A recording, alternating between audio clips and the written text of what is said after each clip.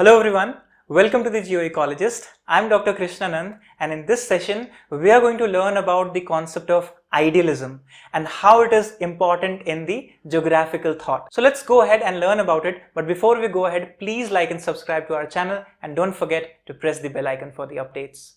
So let's learn this concept of idealism. The word ideal, so something that exists in ideal condition. So that is where this word is coming from. So idealism is one of the important aspects coming in the human geography section or the humanist philosophy. So it is basically the belief that world is constructed through human mind instead of matter.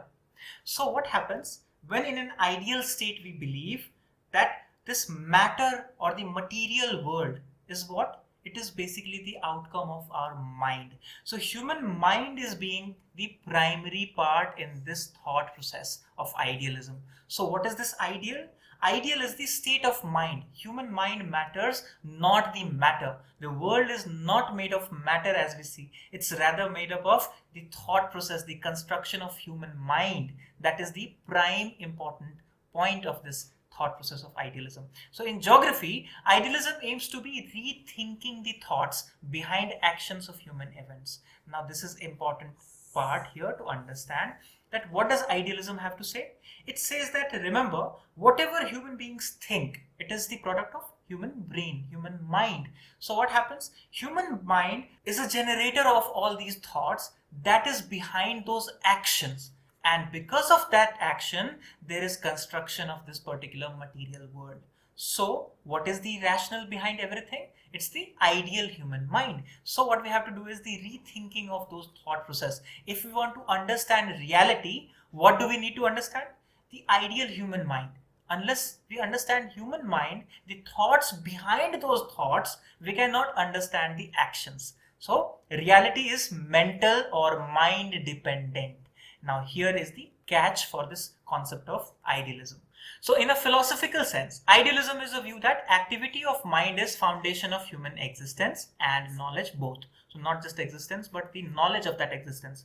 So idealism is in opposition to proponents of naturalism, and further what we see, not just naturalism, but materialism. So the product of nature that we say, man is a product of nature, and the material world that has been constructed, these concepts are further there in opposition to what we say is idealism. So according to this view, all knowledge is ultimately based on individual subjective experience of the world and comprises of mental constructs and ideas. So the importance is given not to the material but to the mental construct and ideas. So there is no real world that we say, but rather than what? That it can be known independently of mind. So no real world can be known independently of mind. The thought process is the guidance. It's the mentor. So remember, we need to understand the thought process behind those thought process, and similar way the construction and the reconstruction of that thought process in order to find the absolute truth, the reality of this world. So there are two types of idealism that can be distinguished. The first is called metaphysical idealism.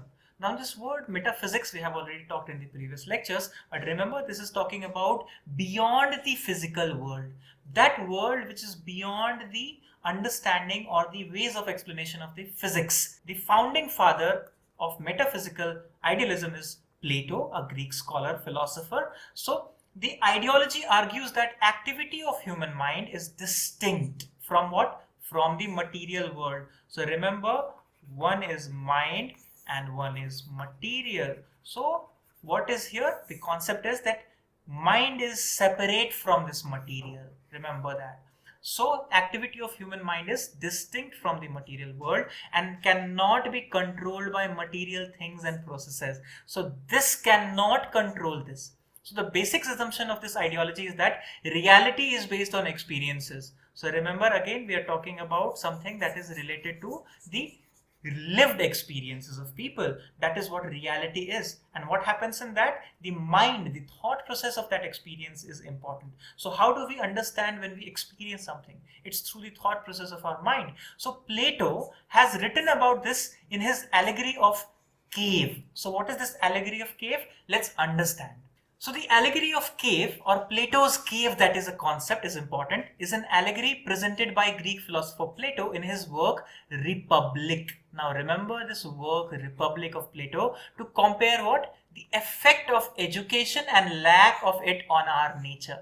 So remember, coming from the great scholar background, coming from the disciplines of Socratic thoughts, now Plato talks about the effect of education and lack of it on our behavior, human beings' nature. So it is written as a dialogue. This work is written as a dialogue, this Plato's cave allegory. So dialogue between two people. Who are those? The brother of Plato, that is Glaucon, and his mentor, the teacher Socrates. So this was narrated by his brother, which Plato wrote in his work. And remember, what was it? In the allegory, Socrates describes a group of people who have lived chained to the wall of a cave all their lives. So remember, there are a group of people who have lived throughout their life in a cave, chained their hands and legs. So they never went outside. So what they did was they only faced the wall. So this was one thing. The people watched shadows projected on the wall from objects passing in front of a fire behind them and give names to these shadows. So what we see here is this particular people, what they saw was just the shadow of the reality. So it was not reality. That is what Plato says. If this is a human being, he only sees this wall and all the shadows that fall from the objects that pass this line. So what happens? The shadows are the prisoner's reality, but they are not accurate representations of the real world. That is where this concept comes into the picture. So for the reality, three higher levels exist. What are these? The natural sciences, mathematics, geometry, and deductive logic.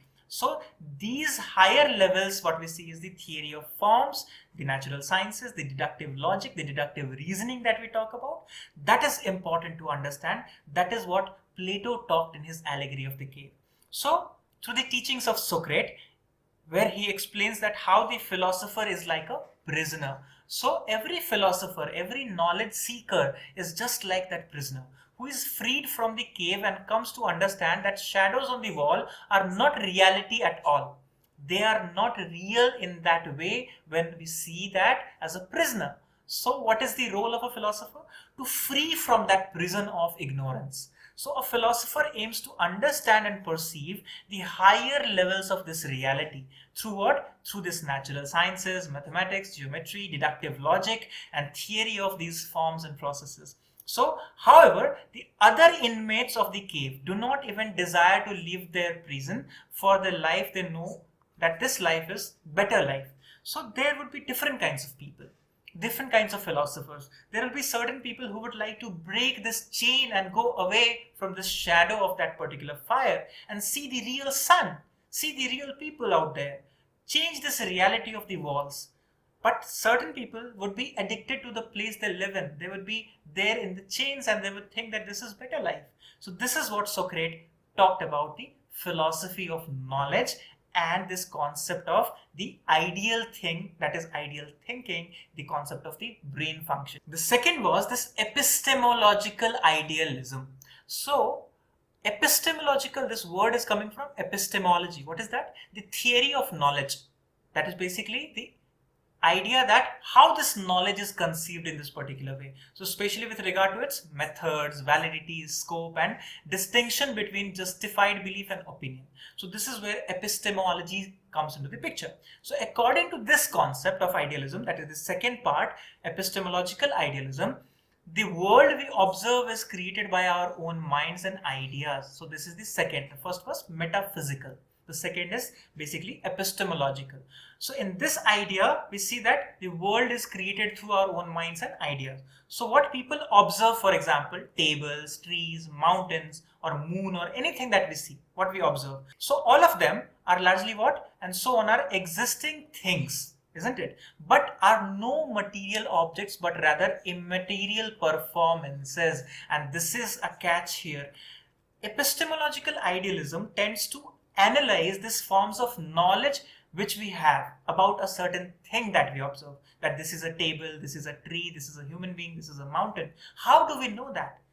this is the representation of not that material, rather than that immaterial performances. Of whose performance? Of our brain, our conceptualization, our episteme.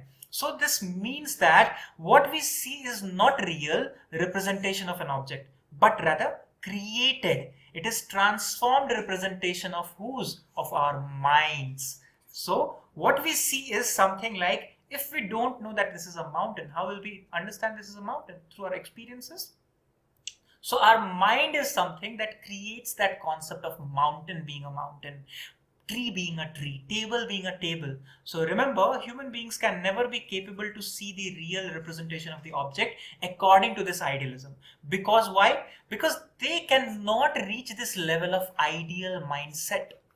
To reach that ideal mindset, to reach that level of idealism is the core of this analysis. So this ideology talks about that when the brain is not in ideal state, how can that brain give you that knowledge, understanding of ideal or the most important truth, the reality?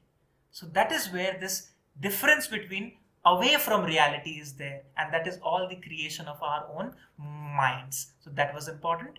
Furthermore, what we see is that one of the philosophers that is best known for using the same idealistic philosophy is Immanuel Kant. So he argued that reality can be produced by mind through our interpretations, ideas and perceptions. The natural world becomes a creation of human mind. That is what the works of Immanuel Kant we studied.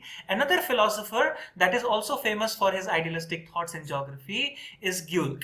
So what does this Gülk concept say? It tried to understand the development of cultural landscape through this lens of idealism. So remember, to understand a cultural landscape, we must understand the idealistic human thought process. So that is what Gülk propounded. So human geography that sees its role in one of the rethinking the thoughts behind actions of human. So rethinking the thoughts, that how a person thought to build some monument or a particular cultural monument or any aspect in this particular landscape. So we need to rethink on the thoughts of already existing thought.